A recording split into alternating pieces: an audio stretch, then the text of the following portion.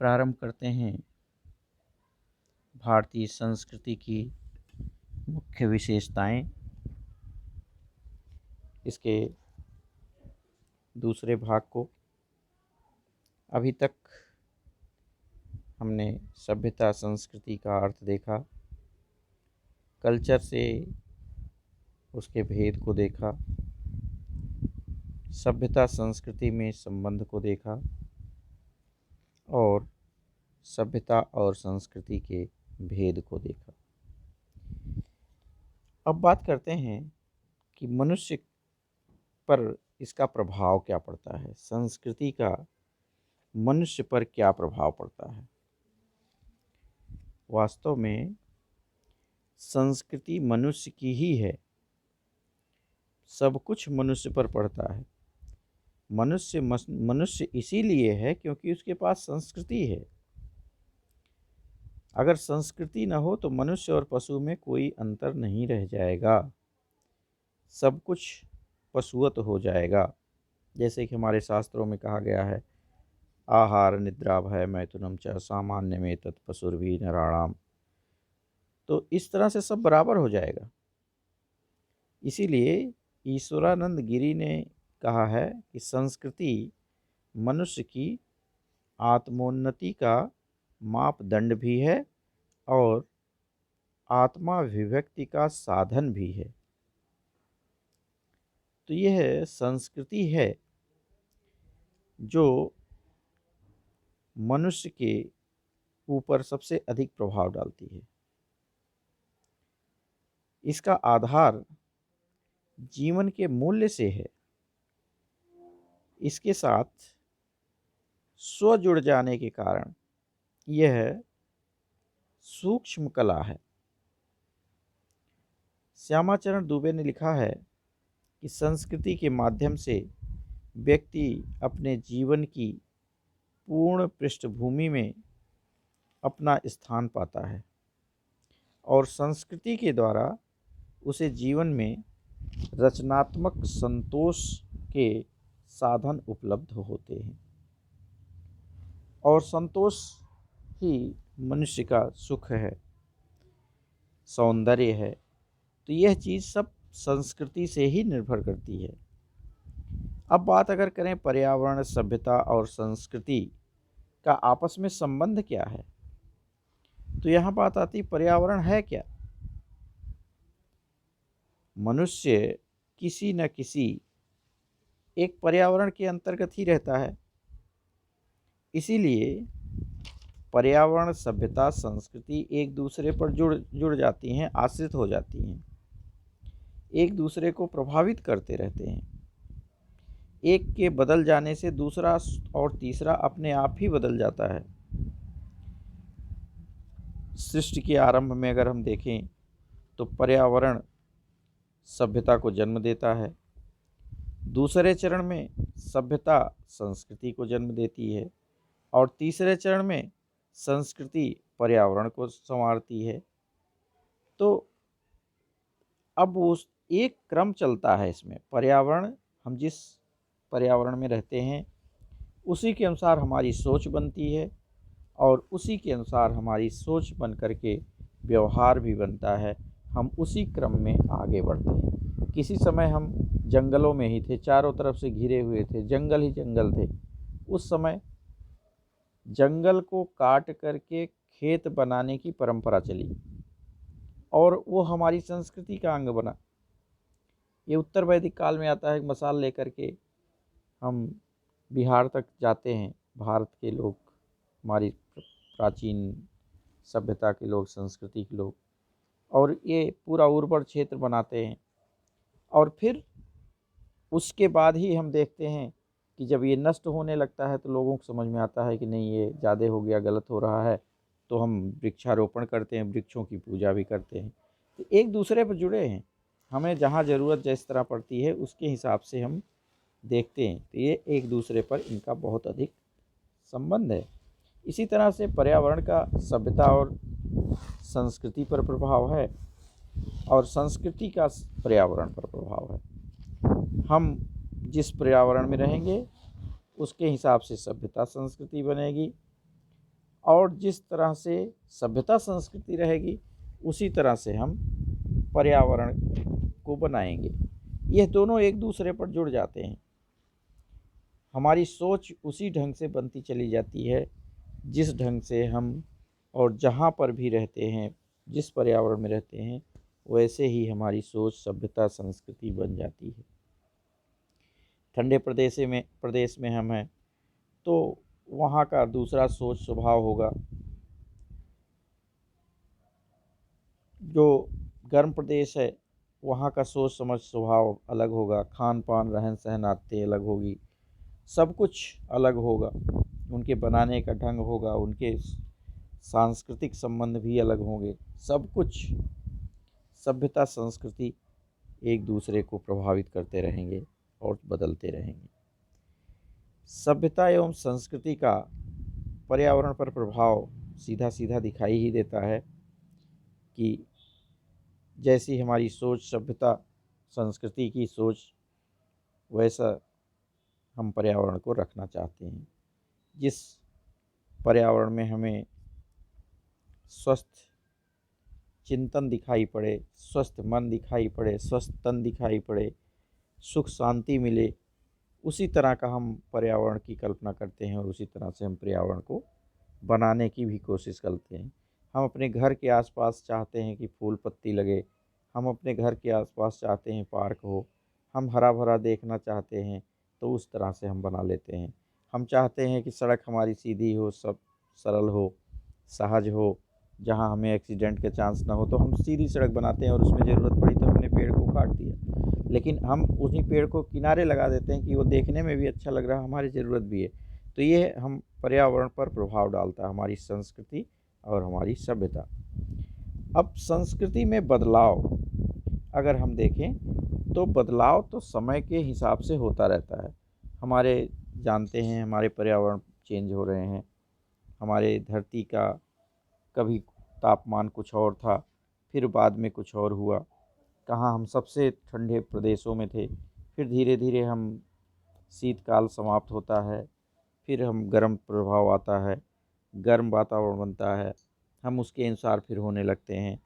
फिर इस तरह से हमारे यहाँ हिमयुग की कल्पना की गई, कई बार हिमयुग आया और हिमयुग ख़त्म हुआ।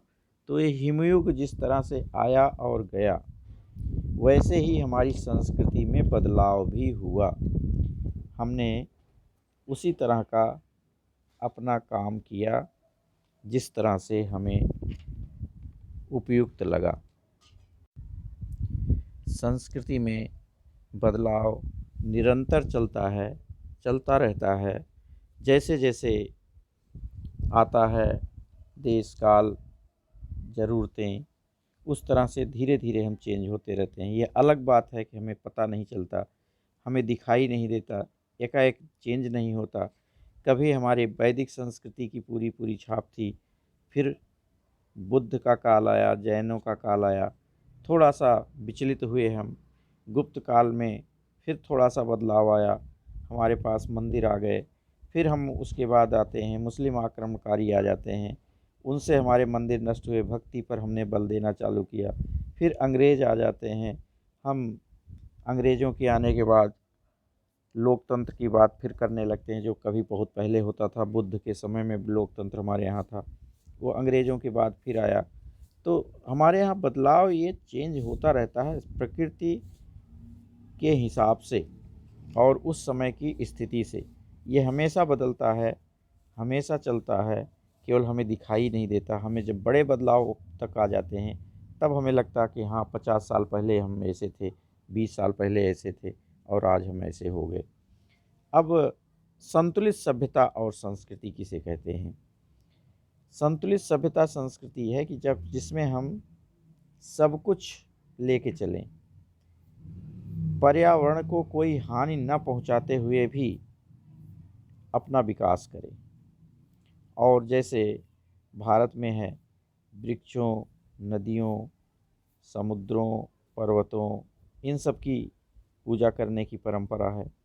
गाय को रोटी देना, पक्षियों के लिए दाना डालना, गर्मी में परिंदे बांधना, श्राद्ध पक्ष में सबको ग्रास देना, नाग पूजा करना, प्रकृति के हर एक प्राणी के प्रति हम कृतज्ञता ज्ञापित करते हुए अपना कार्य करते हैं, वो संतुलित है। हम संतुलित तभी हैं जब हम प्रकृति को साथ लेकर चलते हैं, हम विश्व को साथ लेकर चलते हैं, पर्यावरण को साथ लेकर चलते हैं। वह संस्कृति हमेशा संतुलित संस्कृति कहलाती है। सादा जीवन व्यतीत करने वाला व्यक्ति कभी भी अपनी आवश्यकताओं को इतना नहीं बढ़ाएगा कि पर्यावरण पर प्रतिकूल प्रभाव पड़े, और जो प्रतिकूल प्रभाव नहीं पड़ेगा, दोनों मिल के चलेंगे तो निश्चित तौर पर दोनों का विकास होगा। सभ्यता और संस्कृति दोनों अपने समाज के लिए आवश्यक भी है और उसको बढ़ाना भी आवश्यक है, उसको अच्छे ढंग से संतुलित रखना भी आवश्यक होता है। और यह सब अपनी मानसिकता से है, सोच है, समझ है, उस पर निर्भर करता है कि हम अपने सभ्यता और संस्कृति को कहाँ ले जाना चाहते हैं। जो संस्कृति है, पश्चिमी सभ्यता संस्कृति, हम देखते हैं कि वो व्यक्तिवादी बना रहा है, अधिकतम वस्तुओं के उपभोग के लिए ले जा रहा है, स्वयं को सुखी होने के लिए कर रहा है। व्यक्तिवादी विचारधारा इतना ज़्यादा हावी हो रहा है कि वो धीरे धीरे समाज से कटने लग रहा है। संतुलन वहाँ नहीं रह गया है, यूज एंड थ्रो कल्चर हो गया। तो यह सही नहीं कहा जा सकता। इसे हम संतुलित नहीं कह सकते। संतुलित संस्कृति हमारे यहाँ है कि हमने धरती, आकाश, पशु, सारे पशुओं का किसी न किसी देवता से संबंध बना देते हैं, उससे जोड़ते हैं, कौन किसका वाहन है, फिर उसकी हम प्रति कृतज्ञता ज्ञापित करते हैं। हम प्रकृति के हर तत्व की पूजा करते हैं, कण कण में शंकर को खोजते हैं। यह संतुलन का उदाहरण होता है। जब उपभोक्तावादी आ जाता है तो ये असंतुलित संस्कृति हो जाती है। उस असंतुलित में बाजारीकरण विशेष रूप से हावी हो जाता है। हम तरह तरह से प्रकृति को नुकसान पहुंचाते हैं, केवल अपने छोटे छोटे लाभ के लिए, क्षणिक सुख के लिए हम बहुत सारे प्रकृति को नुकसान पहुंचा देते हैं। हम ये नहीं ध्यान देते कि हमारा आने वाला परिवार, हमारा आने वाला समाज किस तरह का हो जाएगा, उसके लिए यह सब नहीं बचेगा। हम उसको एकदम नहीं समझते कि हम किस तरह से, आज के उदाहरण को देखें कि प्लास्टिक की थैलियाँ किस तरह से हम यूज कर लेते हैं, थर्मोकोल का हम ले लेते हैं। ये सब आगे चल कर के जो पर्यावरण को बहुत नुकसान पहुंचा रहे हैं, ये असंतुलित संस्कृति है। इसमें हम कभी भी संतुलित नहीं हो सकते। और हमने एक बार अपने को थोड़े से आराम के लिए पॉलीथीन का उपयोग करना चालू किया है, अब वो आगे चल कर के क्या करेगा कि हमारे भविष्य में आने वाली पीढ़ियों के लिए इतने रोग, इतने बीमारियां ले आएगा कि वे असंतुलित हो जाएंगे। तो सभ्यता उनकी असंतुलित होगी, निश्चित तौर पर असंतुलित होगी। सोच समझ विकृतता पैदा होगी, विकृत बच्चे होंगे। ये असंतुलित संस्कृति के उदाहरण हैं, जिसमें हम बहुत सारी चीज़ें अपने क्षणिक लाभ या सुख के लिए कर लेते हैं। हमारी सोच जहाँ हमारी घटिया हो जाती है, भौतिकता हो जाती है, केवल अपनत्व तक हो जाता है, निजीकरण तक हो जाता है, वह असंतुलित सभ्यता या संस्कृति हो जाती है। तो सभ्यता और संस्कृति के बारे में हमने अभी तक बहुत कुछ देखा, जिसमें हमने देखा कि सभ्यता क्या है, संस्कृति क्या है, दोनों का संबंध क्या है, दोनों में भेद क्या है, दोनों का प्रकृति पर क्या प्रभाव पड़ता है, पर्यावरण पर क्या प्रभाव पड़ता है, उसके विपरीत पर्यावरण का उसके ऊपर क्या प्रभाव पड़ता है। इन सब बातों के ऊपर हमने चर्चा की। संक्षेप में एक लाइन में हमने, जैसे शुरू में कहा था, एक ही लाइन में हम इसको जाने कि संस्कृति हमारी एक सोच है, सोचने की पद्धति है, हमारा एक आदर्श है, एक लक्ष्य है।